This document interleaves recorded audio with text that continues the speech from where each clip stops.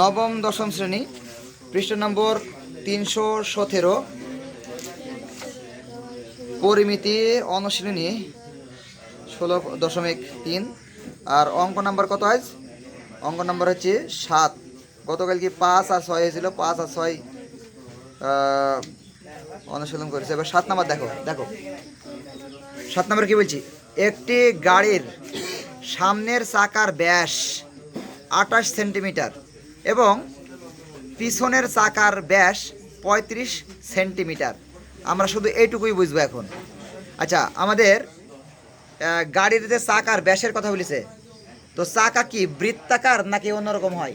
চাকা, গাড়ির চাকা বৃত্তাকার না, গোল না? তাহলে ওই যে বৃত্তের কালকে মাঠের অঙ্ক করলাম না, পার্কের বৃত্তের, হ্যাঁ, এই 5 আর 6 জাস্ট ওরকমই। এই যে বৃত্তের আমাদের কি লাগে, বৃত্তের ব্যাস নাকি ব্যাসার্ধ? ব্যাসার্ধ। তাহলে এখানে সামনের এবং পিছনের চাকার যে ব্যাস বলা হয়েছে না, এই ব্যাসকে কি বানাবো? ব্যাসার্ধ বানাবো। কিভাবে? দুই দিয়ে ভাগ করি। তাহলে প্রথমে তোমরা লিখবা 7 নম্বর সমাধান দিয়ে লিখবা হচ্ছে সামনের চাকার ব্যাস, সামনের চাকার ব্যাস আর সমান, ছোট হাতের আর দিবা, সামনের চাকার ব্যাস আর সমান 28/2 সেন্টিমিটার।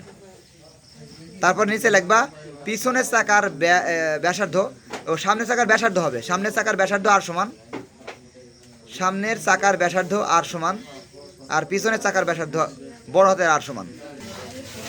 তাহলে সামনের চাকার ব্যাসার্ধ আর সমান, সামনের চাকার ব্যাসার্ধ আর সমান, ডিস্টার্ব করছে এটা, সামনের চাকার ব্যাসার্ধ আর সমান হচ্ছে 28/2। তো সামনের চাকার কি ছিল? ব্যাস। খেয়াল করো সবাই, সামনের চাকার কি ছিল? ব্যাস ছিল। সামনের চাকার কি ছিল বলতো?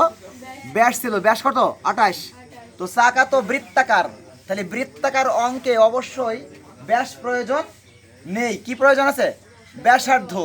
তাহলে ব্যাস ছিল 28, 28কে 2 দিয়ে ভাগ করলে মানে ব্যাস ছিল, আমরা 28কে 2 দিয়ে ভাগ করি, ব্যাসার্ধ নিয়ে আসলাম। আবার পিছনের চাকার ব্যাস ছিল 35, ওকেও আমরা 2 দিয়ে ভাগ করি, ব্যাসার্ধ নিয়ে আসলাম। তাহলে 28 আর 35 ছিল সামনের এবং পিছনের চাকার ব্যাস। ব্যাস প্রয়োজন নেই, কারণ বৃত্তের অঙ্কে ব্যাসার্ধের দরকার। ব্যাসার্ধ থাকলে আমরা কি পাবো? পরিধি পাবো এবং ক্ষেত্রফলও পাবো, বৃত্তের পরিধি এবং বৃত্তের ক্ষেত্রফল। এই কারণে আমাদের ব্যাস থেকে দুইটাই আমরা ব্যাসকে 2 দিয়ে ভাগ করি, ব্যাসার্ধ বের করলাম। তাই সামনের চাকার ব্যাসার্ধ হচ্ছে কত হইলো? আর সমান 14। আর পিছনের চাকার ব্যাসার্ধ আর সমান কত আসলো? 17.5। এইবার আমরা এই সামনের চাকার ব্যাসার্ধ আর পিছনের চাকার ব্যাসার্ধ, এই দুইটা ব্যাসার্ধ ধরি কি করা যায় বই দেখো।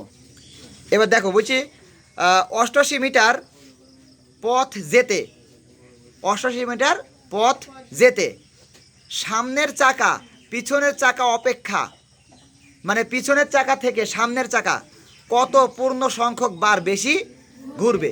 আচ্ছা, দুইটা চাকায় তো একসাথে চলবি, যখন গাড়ি চলবি দুইটা চাকায় তো ঘুরবি নাকি? তাহলে একটা চাকা বেশি বার ঘুরবি আর একটা চাকা কম বার ঘুরবি, কারণ কি? কারণ হচ্ছে ছোট বড়োর ব্যাপার আছে, তাই না? সামনের চাকা হচ্ছে কি ছোট, হ্যাঁ, ওর পরিধি ছোট, আর পিছনের চাকার পরিধি বড়। তাহলে বড় যে চাকা সে তো মানে ঘোরে কম, এক পাক মারলে তো ওই সামনে একটু বেশি যাবে, তাই না? ওর পরিধি বেশি। এই কারণে বলছি যে পিছনের চাকা থেকে সামনের চাকা কতবার বেশি ঘুরবে। তাহলে আমাদের এই রাস্তাটার পরিমাপ আছে কত মিটার? 88 মিটার। আচ্ছা, এই মিটার আছে, আর আমাদের অঙ্কে কি আছে? সেন্টিমিটার। তাহলে আমরা এই 88 মিটারকে কি বানাবো? সেন্টিমিটার বানাবো। কত দিয়ে গুণ করি? 100 দিয়ে গুণ করি। আচ্ছা, তাহলে মোট পথ হচ্ছে 88 মিটার। 88 মিটারকে আমরা কি বানালাম? সেন্টিমিটার। হ্যাঁ, 100 দিয়ে গুণ করি, 1 মিটার সমান 100 সেন্টিমিটার। তাহলে এখানে ফলাফল আসলো 8800 সেন্টিমিটার। এই 8800 সেন্টিমিটার পথ যাবে। এখন এই পথটা পাড়ি দিতে হলে গাড়ির চাকা কী করবি? ঘুরবি। তাহলে এই গাড়ির চাকা যখন ঘুরবি ওই চাকা ঘোরা মানে ওর পরিধি বের করতে হবে। কি বের করতে হবে? হ্যাঁ, তাহলে সামনের চাকার পরিধি বের করবো আর কি পিছনের চাকার পরিধি বের করবো আমরা। আর পরিধি বের করতে পরিধির সূত্র কি 2 পাই আর। তাহলে আর এর মান সামনের চাকার পরিধি কি হবে বলো? সামনের চাকার পরিধি 2 পাই আর। তাহলে আর এর মান কত? 14। এবার ওটা ফলাফল বের করবা। ঠিক ওইভাবেই আবার পিছনের চাকার পরিধি 2 পাই আর। আর এর মান হচ্ছে 17.5 দিয়ে ওটার একটা ফলাফল বের করবা। এই দুটা ফলাফল বের করো। তাহলে আমরা মোট রাস্তা এটাকে সেন্টিমিটার বানিয়ে ফেললাম। মিটার ছিল 88 বা 88, এটাকে আমরা 100 দিয়ে গুণ করি সেন্টিমিটার বানালাম মিটার থেকে, যেহেতু আমাদের সব ব্যাসার্ধ ছিল সেন্টিমিটার। তাহলে এই সামনের চাকার ব্যাসার্ধ 14, একে আমরা পরিধি বানাবো এই 14 দিয়ে। আবার পিছনের চাকার ব্যাসার্ধ 17.5, একেও আমরা পরিধি বানাবো। তাহলে সামনের চাকার পরিধি 2 পাই আর। সামনের চাকার পরিধি 2 পাই আর। 2 গুণ চিহ্ন পায়ের মান, তারপরে আর এর মান, সামনের চাকার পরিধি, এই সামনের চাকার ব্যাসার্ধ আর মানে 14। এই টোটালে গুণ করলে এটা আসবে ফলাফল প্রায়। এবার পিছনের চাকার পরিধি হচ্ছে 2 পাই আর। এবার এখানে বড় হাতের আর দিচ্ছি কারণ দুটো আর আসছে এই কারণে। তাহলে পিছনের চাকার পরিধি 2 পাই আর, 2 গুণ চিহ্ন পায়ের মান এটা, আর এর মান হচ্ছে 17.5। এবার এটা পুরাটা গুণ করলে এটা আসছি, এটা সেন্টিমিটার প্রায়। আমরা সামনের এবং পিছনের চাকার দুইটার পরিধি বের করলাম।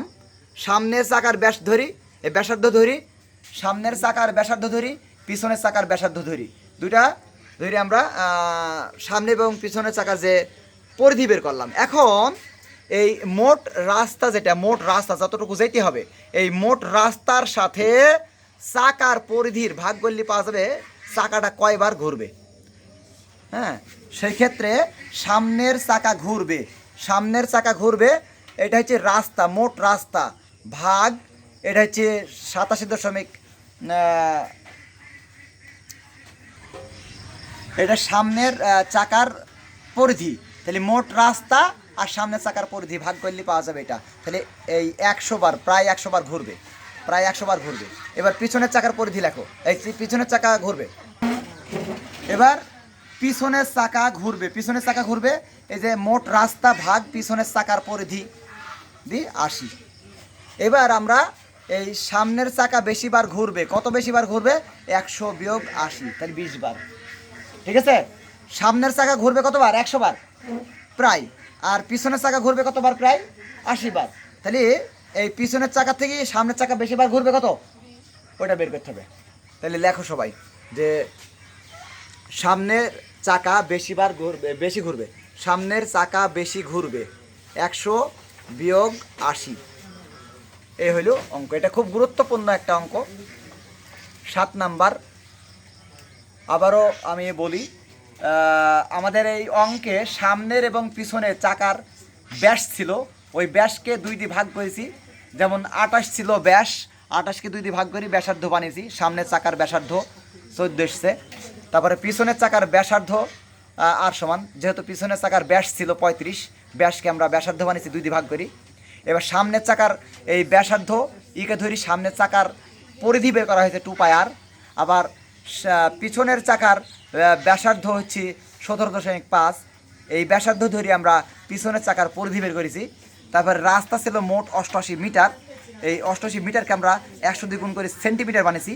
এবার এই সেন্টিমিটার বানার পর সামনের চাকার পরিধি আর পিছনের চাকার পরিধি, এই দুই পরিধি দিয়ে ভাগ করা হয়েছে রাস্তাকে। তাহলে ভাগ করলেই পাওয়া যাবে সামনের এবং পিছনের চাকা কতবার ঘুরবে।